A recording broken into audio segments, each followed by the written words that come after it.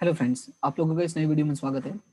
हम अपने इस वीडियो में जो हमारे फॉर्मूलाज हम लोग देखे थे एडिशनल के law of addition of probability के, उन्हीं फॉर्मूला को हम यहाँ पे यूज़ करने वाले हैं और समझेंगे कि जब वो फॉर्मूलाज के जो क्वेश्चन शॉर्ट क्वेश्चन के तौर पर आते हैं तो हमें कैसे सॉल्व करना पड़ता है, उनका कैसे यूज़ करना पड़ता है। तो जैसे यहाँ पे क्वेश्चन है हमारे पास और क्वेश्चन में दिया हुआ है, क्वेश्चन में देखो क्या दिया हुआ है। यहाँ पे क्वेश्चन में लिखा है A and B are mutually exclusive and exhaustive events in a sample space U. तो सबसे पहले इस वर्ड पे फोकस करना, mutually exclusive and exhaustive event, कि जो आपका ए और बी दो इवेंट है वो क्या है, mutually exclusive and exhaustive event है। तो हमने पढ़ा था कि जब कोई भी दो इवेंट म्यूचुअली एक्सक्लूसिव और एग्जॉस्टिव इवेंट हो, इसका मतलब ये हुआ कि जो P A intersection P of B होगा वो क्या होगा, जीरो, यानी कि वो होगा 5। और A union B is equal to क्या होगा, यू, यानी कि इज इक्वल टू 1। तो ये दो कंडीशंस हम लोगों ने अपने वीडियोस में देखा था, यानी अपने क्लास में हम लोगों ने पढ़ा था, जो हमने law of addition of probability का वीडियो है, आप उसमें देख लेना, उसमें मैंने डिटेल में एक्सप्लेन किया है, राइट। तो ये दो कंडीशंस उसमें वहां पे हमने पढ़ा था। और यहाँ पे लिखा है कि P of A is equal to 2p of B, then find p of A, right. तो पूछा गया भाई p ऑफ ए क्या होगा। तो सबसे पहले हमें ये बात पता है कि A union B is equal to U है, यानी कि 1 है। तो A plus B is equal to क्या है, 1, राइट। और P ऑफ A की वैल्यू हमें क्या दिया हुआ है, 2P ऑफ B दिया हुआ है, राइट। तो यहाँ पे हो जाएगा 2P of B is equal to P of B is equal to 1। तो 2P of B plus P of B यानी कि हो जाएगा ये 3P of B is equal to 1, यानी P of B is equal to ये कितना हो जाएगा, 1/3, यानी 3 क्या हो जाएगा, इसके डिवाइड में आ जाएगा। तो ये आपको मिल गया P ऑफ B का वैल्यू। लेकिन हमें क्वेश्चन में बोला भाई हमें P ऑफ B की वैल्यू नहीं चाहिए, हमें चाहिए P ऑफ A की वैल्यू। तो यहाँ पे ध्यान से समझो, और यहाँ पे क्वेश्चन में क्या लिखा है कि P of A is equal to 2P of B। तो हम लोग बस क्या कर देंगे कि जो P ऑफ B की वैल्यू है, P ऑफ B की वैल्यू क्या, 1/3, यानी ये हो जाएगा 2/3, यानी P ऑफ A की वैल्यू क्या निकल जाएगी, 2/3। ये हो गया आपका P ऑफ A की वैल्यू, और यही हमें क्वेश्चन में पूछा था। बहुत ही शॉर्ट एंड सिंपल था, लेकिन ये चीजें आपको याद रहनी जरूरी है। और अगर ये चीजें आपको याद नहीं रहती हैं तो आपके लिए डिफिकल्ट हो जाएगा चीजों को सॉल्व करना, क्योंकि हमारे दिमाग में आएगा कि A union B is equal to क्या होगा, A plus B minus A intersection B. तो इसी वजह से चीजें समझना जरूरी है। तो इसी के साथ एक और क्वेश्चन है, और ये रहा हमारा क्वेश्चन। लिखा है 3 इवेंट्स ए बी एंड सी। इसके पहले वाला 2 इवेंट था, अब क्या है, 3 इवेंट है, A B C in a sample space are mutually exclusive and exhaustive event. क्या बोला है, ये तीनों इवेंट कैसे म्यूचुअली एक्सक्लूसिव और एग्जॉस्टिव इवेंट है। Then find A union C and B union C. Question में क्या बोला है कि भाई फाइंड आउट करो कि ए यूनियन सी और बी यूनियन सी क्या होगा। तो सबसे पहले हमें क्या करना पड़ेगा वो ध्यान से समझो। देखो हम लोग क्या करते हैं, चीजें समझते हैं कि पहले म्यूचुअली एक्सक्लूसिव इवेंट है। तो म्यूचुअली एक्सक्लूसिव इवेंट का मतलब ये हुआ कि म्यूचुअली एक्सक्लूसिव का मतलब ये हुआ कि पी ए इंटरसेक्शन बी। पहले मैं यहाँ पे पूरा ही लिख देता हूं, चलो, ओ माय गॉड, एक सेकेंड। हाँ, ये हमारा कोई और क्वेश्चन था, ठीक है। तो यहाँ पे मैं लिख दे रहा हूँ, पहले देखो ए बी सी लिखा है, तो P of A union P of B union P of C, इसका फॉर्मूला क्या होता है, P of A plus P of B plus P of C minus A intersection B, ठीक है। फिर माइनस बी इंटरसेक्शन सी, फिर minus A intersection C, और last में क्या होता है, प्लस। लेकिन क्या प्लस होता है, A intersection B intersection C. अब ध्यान से समझो, क्वेश्चन में बोला है mutually exclusive and exhaustive event, उसका मतलब ये हो जाएगा कि जितने भी इंटरसेक्शन वाले होंगे, राइट।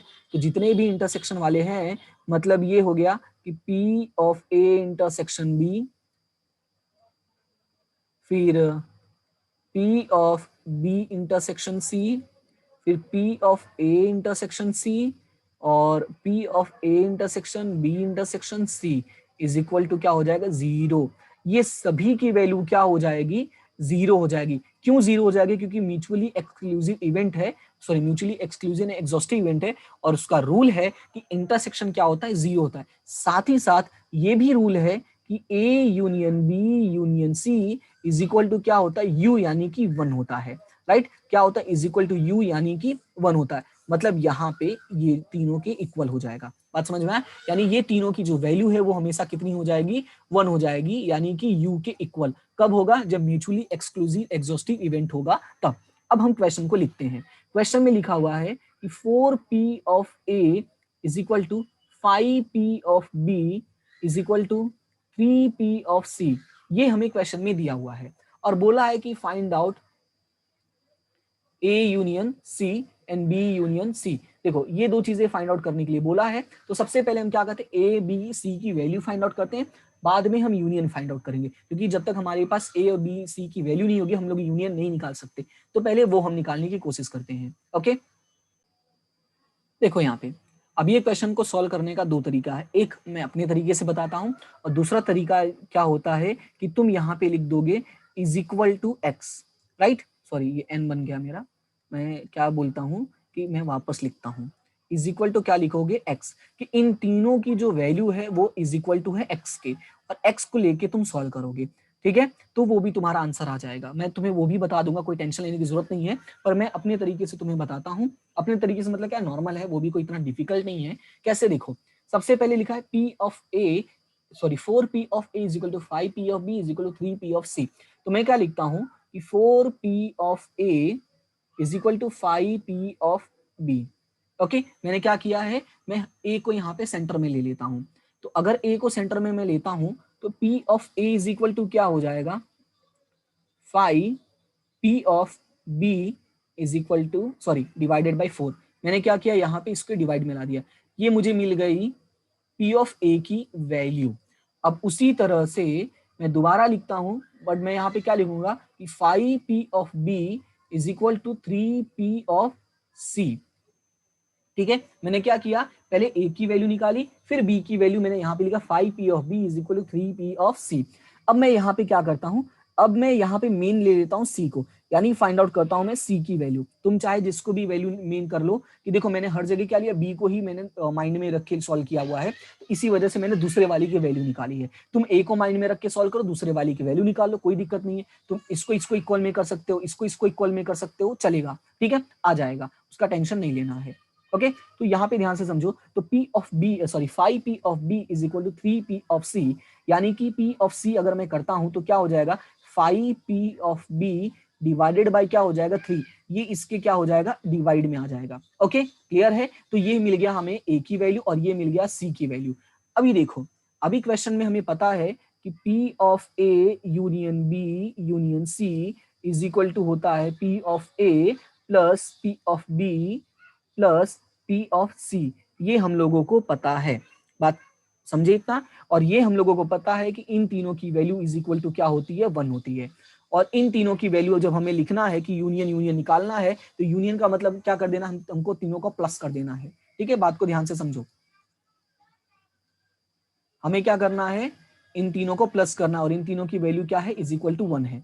तो यहाँ पे मैं लिख देता हूँ P ऑफ A की वैल्यू मैंने निकाली है 5P of B divided by 4। B की वैल्यू मैंने नहीं निकाली तो वो मैंने ऐसे लिख देता हूँ 5 P ऑफ B, राइट। फिर P ऑफ C की वैल्यू निकाली है 5P of B divided by 3। Clear है इतना। अब ध्यान से देखो, अब मैं क्या करता हूँ, इनका एलसीएम ले लेता हूँ। एलसीएम क्या करूंगा, तुम देखो यहाँ पे 4 है, यहाँ पे 1 है और यहाँ पे 3 है, तो ये 4 इंटू 3 कितना होता है, 12 होता है। तो बस ऐसे लिख लो यहाँ पे 12। अब तुम्हें क्या करना है कि सबके डिवाइड में एनी हाउ 12 हो जाना चाहिए। तो यहाँ पे 4 है और यहाँ पे 12 है, तो क्या करोगे, 3 से मल्टीप्लीकेशन करोगे ऊपर और नीचे दोनों जगह। यहाँ पे 12 से मल्टीप्लीकेशन करोगे और यहाँ पे 4 से मल्टीप्लीकेशन करोगे। कैसे भी करके हमें ऊपर और नीचे दोनों जगह 12 की जरूरत है, राइट। एलसीएम में यही होता है। तुम अलग अलग तरीके से एलसीएम सॉल्व कर सकते हो, ये एक शॉर्टकट है। जैसे जब बच्चों को नहीं आता है तो अक्सर वो यही करते हैं, तो मैं इसी वजह से ये मैंने बताया। तो यहाँ पे जब दोनों जगह 3 से मल्टीप्लीकेशन करना है, तो यहाँ पे क्या हो जाएगा, 5 3 15 हो जाएगा, 15 P ऑफ B। और यहाँ पे मल्टीप्लीकेशन करोगे तो हो जाएगा 12 P ऑफ B। और यहाँ पे क्या हो जाएगा, 4 इंटू 5 यानी कि 20 P ऑफ B। ये आ गया आपका LCM निकाला। क्लियर है इतना। तो ये क्या आ जाएगा 15 P of B plus 12 P of B plus 20 P of B divided by 12 is equal to 1। अभी ये 12 सामने चला जाएगा, क्रॉस मल्टीप्लीकेशन करोगे, राइट। तो यहाँ पे क्या हो जाएगा, मैं यहाँ पे नीचे लिख देता हूँ 15 plus 12 P of B plus 20, इन सभी को अगर ऐड करते हो तो क्या होगा 15 plus 12 27 plus 20 47 हो जाएगा ये। तो 47 P of B is equal to 12। तो P of B is equal to 12 divided by 47। ये आ गया P of B की वैल्यू। P of B की वैल्यू क्या आ गई 12 डिवाइडेड बाई 47। बात खत्म। अब हमें क्या करना है कि जहां भी हमें P of B दिखेगा वहां पे हमें यही रख देना है 12 डिवाइडेड बाई 47। तो यहाँ पे ही मैं साइड में रख देता हूं, इसमें इधर P of A की वैल्यू क्या है, P of A की वैल्यू है 5 P of B divided by 4। P of B की वैल्यू हमने निकाली 12 डिवाइडेड बाय 47 और ये 5 तो पहले से ही है, राइट। और यहाँ पे डिवाइडेड में क्या है 4 है। अब ध्यान से समझो, तो ये क्या हो जाएगा, अब इसको अगर तुम नीचे लेकर आते हो तो ये क्या हो जाएगा 5 इंटू 12 यानी 60 हो जाएगा। 60 डिवाइडेड बाई 47 इंटू 4, क्योंकि ये क्या होगा 47 नीचे आ जाएगा, अब ये 4 और ये कट करोगे तो 15 हो जाएगा। इसका मतलब क्या आया P of A की वैल्यू 15 डिवाइडेड बाई 47, ठीक है।